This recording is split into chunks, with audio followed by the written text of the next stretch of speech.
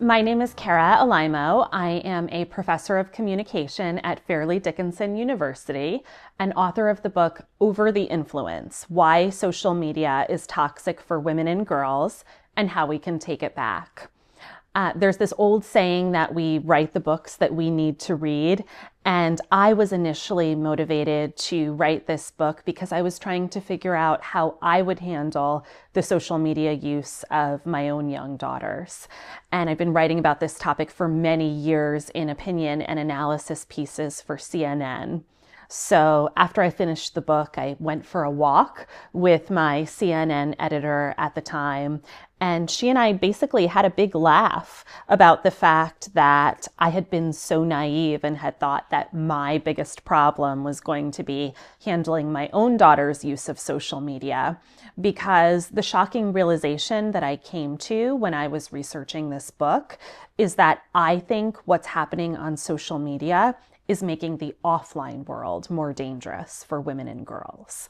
And so my biggest problem, of course, is that my daughters are going to have to live in the world that social networks have wrought.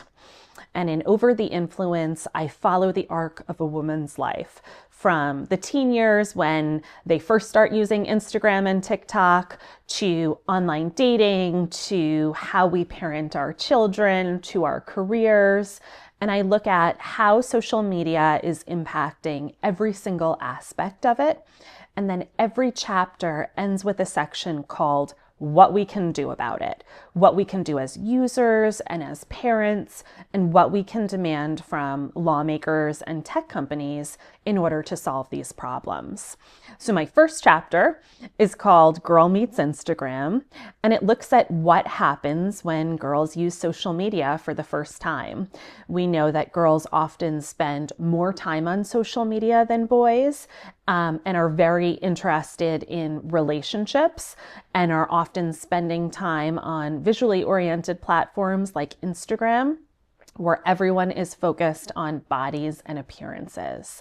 So one of the stories I tell in that chapter is of a woman who asked me to call her Vivian and wrote to me after reading one of my CNN columns and said to me, I got my eating disorder on Instagram as a teenager.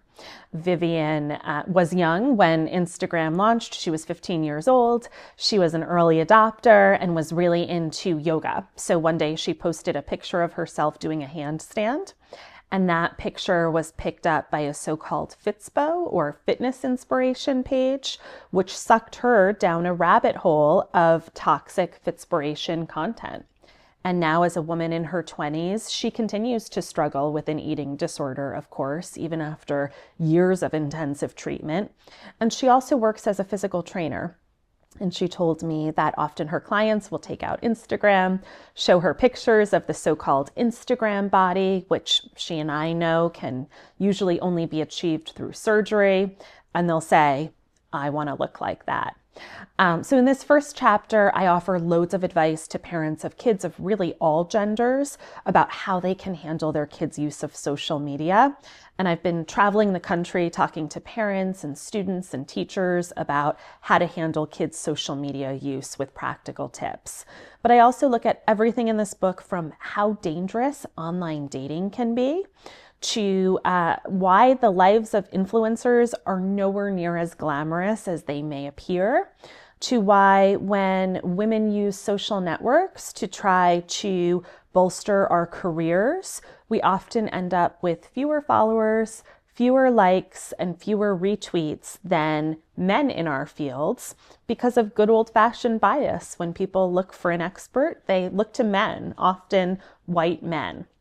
So you'll find all of this and more in Over the Influence.